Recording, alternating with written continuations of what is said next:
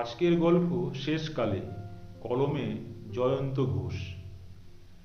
বৌমা, তোমার ওই এক দোষ, একদম আমার কথা শুনতে চাও না। তোমাকে পই পই করে বললাম, শ্বশুরমশাইকে একবার যা দিয়েছ ঠিক আছে, আর চাইলেও দিও না। জানোই তো ডায়াবেটিস ধরা পড়েছে।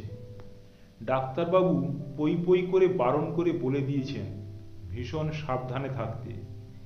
আর তুমি? মা, আমি প্রথমবার চাটনি দেওয়াতে উনি এমনভাবে আবার চাইলেন, বৌমা আর একটু আর একটু। আমি নিজেকে সামলাতে পারিনি, বাধ্য হয়েছি ওনার ওই করুণ আবেদনকে অগ্রাহ্য করতে। দেখো বৌমা, আমারও তো এইসব রোগ আছে। কখনো আমাকে কি দেখেছো এভাবে হ্যাংলার মতন তোমার কাছে খেতে চেয়েছি? আমার নিজের একটা আত্মসংযম রয়েছে। ছোটবেলা থেকেই বাবা মা ভীষণ শৃঙ্খলার মধ্য দিয়ে আমাদের মানুষ করেছেন। আচ্ছা মা, প্লিজ এবার চুপ করুন। পরের বার থেকে নিজেকে খুব সামলিয়ে রাখবো। দেখো, তুমি রাগ করো না। চিকিৎসার পিছনে কত টাকা বেরিয়ে যাচ্ছে বলো তো? এই তো কত টাকার পেনশন পায়, তার উপর আবার আমার রোগভোগ তো আছেই। আচ্ছা মা, একটু চাটনি রয়ে গেছে, ফ্রিজে রেখে দিচ্ছি। আমি আর আপনার ছেলে কাল খেয়ে নেব। ঠিক আছে। আর একটা কথা বলি বৌমা, এরপর যখন এইসব বানাবে মিষ্টিটা একটু কম দিও। জানোই তো তোমার শ্বশুর মশাইয়ের ভীষণ নোলা। আমারও ছিল, তবে এখন অনেকটা সামলে নিয়েছি। 2 বছর হলো বিয়ে হয়েছে কৌশিকীর। বাড়িতে রান্নার লোক থাকলেও বেশিরভাগ হেসেলের কাজটা ওকেই সামলাতে হয়। কয়েকদিন ধরেই আমসত্ত্ব টমেটো দিয়ে চাটনি খাবার জন্য বায়না করেছিলেন শ্বশুর মশাই। কথা দিয়েছিল কৌশিকী। ইউটিউব দেখে খুব সুন্দর করে তৈরি তার এই চাটনি। সবার ভালো লেগেছিল, কিন্তু বাদ সেজেছিল শ্বশুর মশাইয়ের অতিরিক্ত চেয়ে খাবার বায়না। শাশুড়ি মায়ের কড়া বারণে অবশেষে পিছিয়ে আসতে বাধ্য হলো কৌশিকী। আসলে নিজেকে সবসময় উনি একজন বিশাল কেউকেটা বলে ভাবেন। তিনি সবসময়ই চান সবাই যেন ওনার কথা মতন চলতে বাধ্য হয়।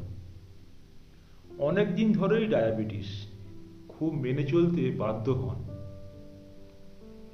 রাতের বেলা বোনের সাথে হোয়াটসঅ্যাপ করতে করতে কৌশিকী রান্নাঘর থেকে অদ্ভুত একটা আওয়াজ শুনতে পেল। না, হয়তো ভুল শুনেছে। আবার কিছুক্ষণ পর আওয়াজ, এবার আরো জোরে কাঁচের কিছু একটা ভাঙবার আওয়াজ ভেসে এলো। না, আর নয়। এবার দৌড়ে গেল কৌশিকী। আলো জ্বালাতেই চমকে উঠল। চাটনিটার অতিরিক্ত অংশটুকুন যে বেঁচে গেছিল সেটা একটা কাঁচের জারের মধ্যে রেখেছিল। সেটাই ভেঙে চৌচির হয়ে মেঝেতে গড়াগড়ি খাচ্ছে। বাড়ির প্রায় সবাই দৌড়ে এসেছে, কিন্তু রান্নাঘরের মধ্যে দাঁড়িয়ে রয়েছেন কৌশিকীর শাশুড়ি। এ কি মা, আপনি? ঠোঁটের চারপাশ থেকে গড়িয়ে যাওয়া চাটনির অংশটুকু দেখে শ্বশুর মশাই তো হো হো করে হেসে উঠলেন। সত্যি তন্দ্রা, বৌমা জব্বর করেছে চাটনিটা, তাই না? কাঁদবেন না হাসবেন ভেবে পেলেন না শাশুড়ি মা। কি করব বৌমা, সবাইকে তো সারাদিন চমকে বেড়াতে হয়। কিন্তু আমিও তো একজন রক্ত মাংসের মানুষ, তাই না?